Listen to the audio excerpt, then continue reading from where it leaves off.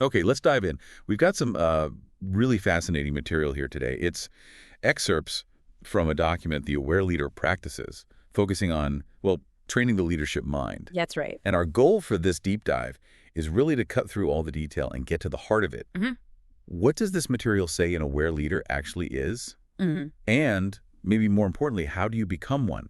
What are the practices? Exactly. And the way it's presented, this aware leadership idea, it's not like a rigid formula or the only way. It's framed much more as an invitation. An invitation. Yeah, an invitation to explore these principles, these practices that aim for leadership that's more skillful, definitely more effective, and crucially sustainable in the long run. Okay. It mentions drawing from a real mix, deep career experience, mindful leadership ideas, and what it calls timeless wisdom, applying all that to today's leadership challenges. So it's less about finding a quick answer sheet and more about, committing to a path of growth. Precisely. It's an ongoing evolution. So as we go through this, we really want to pull out the key takeaways, the core concepts, the specific techniques to help you, our listener, figure out what's most important if you want to cultivate this kind of leadership yourself. Right. And maybe the place to start is the basic problem they're trying to solve. It talks a lot about transforming diverse groups, maybe groups that aren't clicking, into cohesive, high-performing teams. Tackling those common issues, low productivity, disengagement, sometimes even divisive cultures. The core idea is that a leader's approach, their awareness, can really shift those dynamics. And it's not just about fixing immediate problems, is it? There's a strong theme of lifelong learning, sustainable leadership. Definitely. It pushes back against the idea of just reaching a plateau. Leadership is framed as this continuous journey of growth. They mention a whole series of writings, their documented wisdom. Right. But, and then this seems really important, they stress that just understanding it isn't the main goal. Yeah, knowing isn't doing. Not at all. The real shift, they argue, comes from moving to skillful application and embodied practice, actually weaving it into how you lead every day. And they provide tools for that. I saw mentions of like a practical guide for daily integration and even a journal for reflection. Yes, exactly. Tools to help you track your progress, reflect on how you're applying these ideas, and really make it stick. It's very action-oriented. Okay, so that action focus brings us to what seems like the absolute cornerstone practice in this material, the PREP cycle. Ah, yes. PREP. It sounds fundamental for developing that mindful presence, that conscious approach, especially when things get hectic. It really is positioned that way. So PREP, it's an acronym. Walk us through it. P is for? P is for pause. This is about intentionally creating space, just stopping. In the middle of the chaos, you consciously disengage from the automatic rush, the mental chatter. Just hit the pause button internally. Exactly. Become present to what's actually going on, your thoughts, feelings, body sensations. The material calls it stepping off the reactivity treadmill before you respond. It anchors you in the present, which is, incredibly helpful on a stressful day. Makes sense. Create that space first. Okay, after the pause comes R. R is reflect. This is described as a really powerful way to boost self-awareness. It means intentionally looking at your experiences. How so? By examining your values, your beliefs, noticing your triggers, your patterns, both strengths and areas for growth. Journaling is mentioned as a key technique here, a way to really explore that inner world. Okay, so pause creates space, reflect brings understanding, then E. E is engage. This is about how you approach things, both yourself and others. The focus is on kindness, empathy, understanding. A big part of it is letting go of that inner critic, the self-judgment. When you look at your growth areas, you engage with them constructively, supportively, not judgmentally. It's an active stance. Engaging with kindness, even towards your own shortcomings. I like that. And final P. The final P is proceed. This is where you move forward, but differently because of the first three steps. Based on the insights from pausing, reflecting, and engaging, you proceed with purpose, with clarity, making choices aligned with your values. Action, but aware action. Pause, reflect, engage, proceed. It feels very practical. And the source gives examples, right? Like, how does this actually work in a real leadership situation? Oh, yeah, very concrete examples, like handling pressure on a big decision. There's Sarah's example. Instead of reacting, she paused, scheduled time to think, did some mindfulness. Okay. Then she reflected, maybe journaling about her values, intentions, possible biases. She engaged stakeholders with compassion, but also engaged with her own thinking kindly. And then she proceeded, making the decision with more confidence and transparency. So it shifts the whole process from reactive to intentional. Cool. What about something like burnout or feeling overwhelmed? John's story covers that. Ah. Feeling swamped, he paused to get some mental space. He reflected on his values, his boundaries, what was really driving the overwhelm. All right. Then he engaged his team, discussed the situation, delegated, and also engaged with his own need for self-care. That allowed him to proceed with a new plan, including better boundaries and delegation, more sustainable. Makes sense. It's a tool for managing yourself, too, and for teams. How does PREP apply to improving team dynamics? There's Maria's example. She saw tension in meetings, low participation. So she paused down the usual agenda to focus on dynamics. Okay. Brave move. Yeah. She reflected beforehand on her style, prepared questions. Then she engaged the team, sharing her observations without blame, facilitating discussion, really listening. That led them to proceed by co-creating new team norms. She committed to building psychological safety.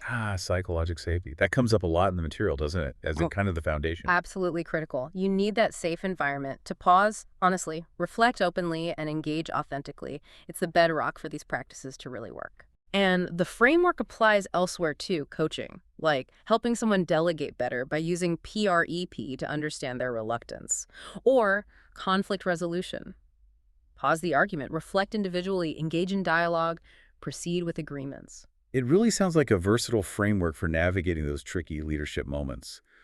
What are the main benefits they highlight if you consistently use PREP? Well, the big ones are enhanced decision-making, definitely better communication and team dynamics, more constructive ways to handle conflict, and just maintaining composure under pressure, plus significant personal growth. And consistency is key. Huge emphasis on that, Yeah. especially the pause.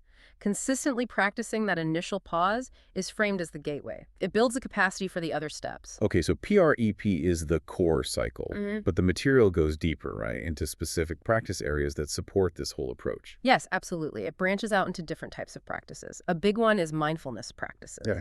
These are presented as accessible, secular exercises not tied to any religion that help bridge that gap between understanding something intellectually and actually developing the skill and the ethical grounding. Yeah, there seems to be quite a variety mentioned. A real spectrum. You know, the basics like mindful breathing, body scan, more active ones like walking meditation, mindful movement, even mindful eating. Then practice is focused on internal states like mindful self-compassion or on action like mindful goal setting. Different types of awareness too. Embodied, focused, even choiceless awareness. Let's touch on a couple of those. Mindful self-compassion, that sounds important. It really stands out. The idea is treating yourself with the same kindness you'd offer a good friend, especially when you mess up or things are tough. Instead of beating yourself up. Exactly. Recognizing that struggling is part of being human, it's a shared experience. For a leader, this reframes setbacks not as personal failures, but as opportunities for growth. It builds resilience, allowing you to bounce back without getting stuck in self-criticism. Resilience through kindness, that's a powerful idea. What about mindful goal setting? How is that different? It's about setting goals that are genuinely aligned with your core values, not just chasing metrics. It involves breaking them down, mindfully tracking progress, visualizing success, maybe sharing them for accountability.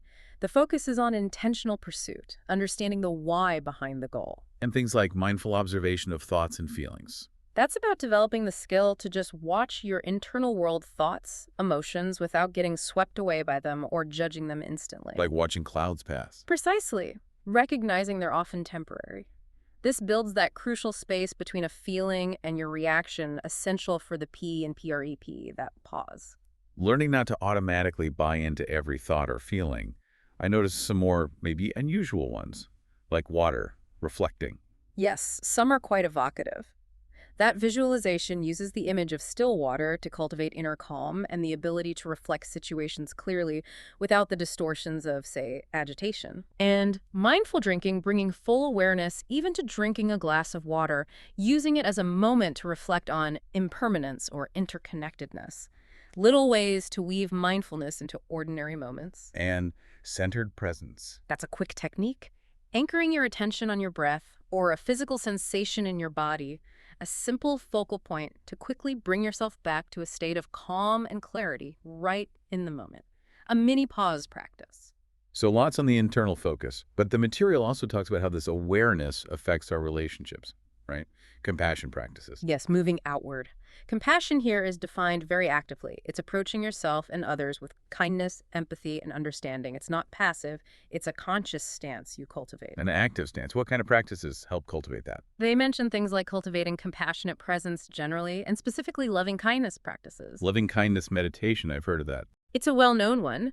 You systematically extend feelings of warmth and compassion, first to yourself, then loved ones, then neutral people, eventually even difficult people. The idea is it expands your capacity for empathy and understanding, which is obviously key for leading diverse groups. Makes sense. And cultivating generous leadership. That's about the act of giving support, knowledge, resources freely without expecting something back immediately.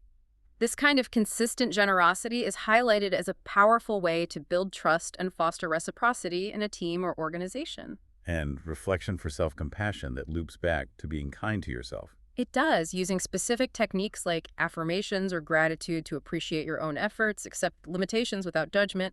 It's framed as vital for sustainability, preventing that leadership burnout.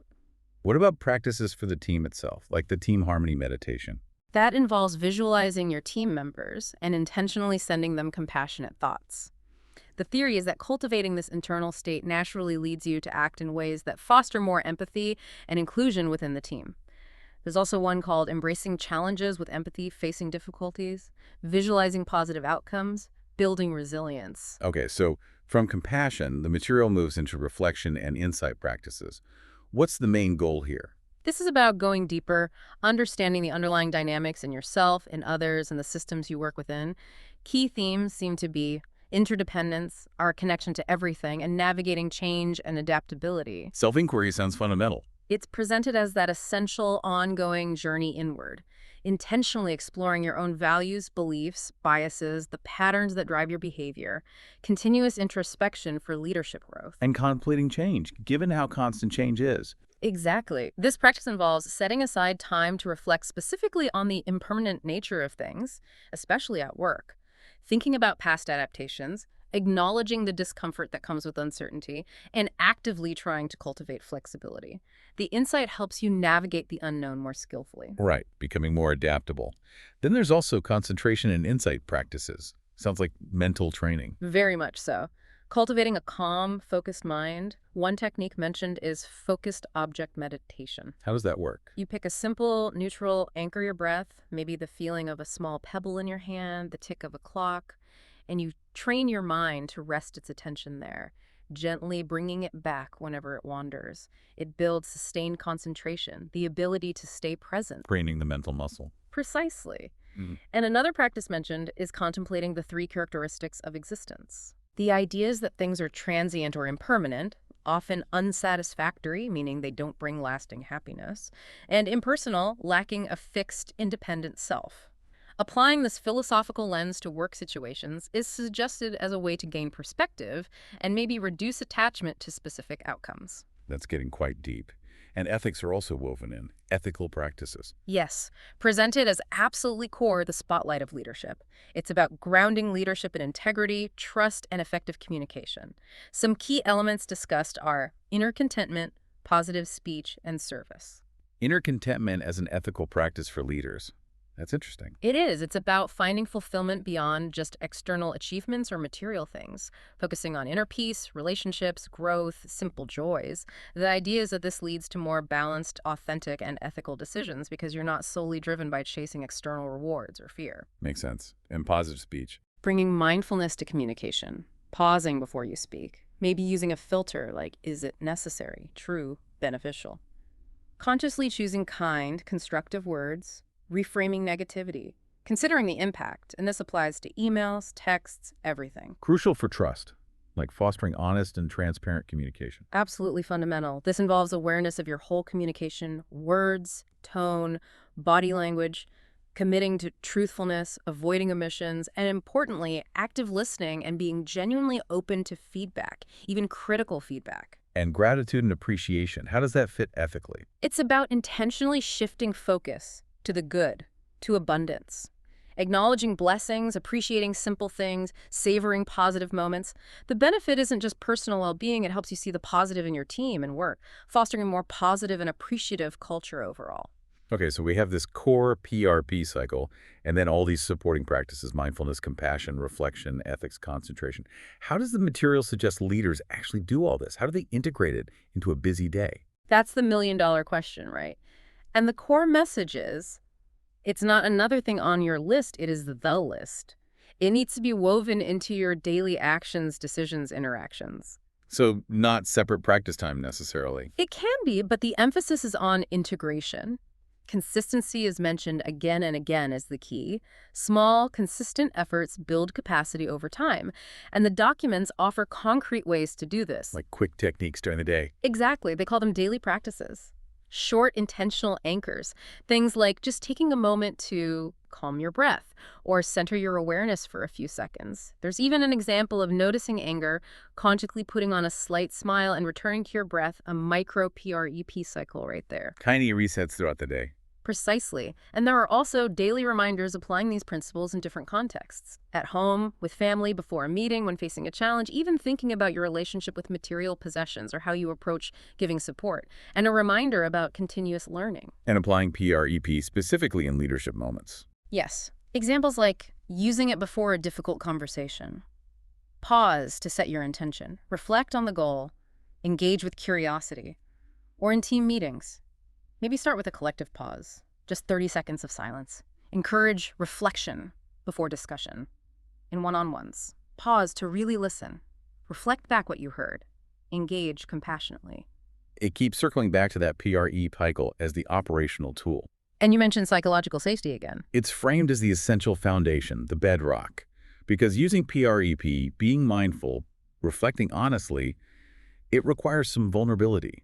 You need an environment where people feel safe enough to be open, to trust each other, for these practices to really take root and flourish. Makes total sense. So pulling it all together, what are the big picture outcomes for leaders who really commit to this aware leadership approach according to this material?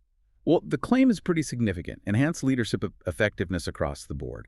A deeper understanding of yourself, your team, the whole organization. Stronger relationships, more trust, better collaboration. Sounds like it impacts everything. Pretty much. It suggested it leads to greater personal mindfulness, definitely enhanced empathy, and ultimately more effective and more sustainable results for everyone.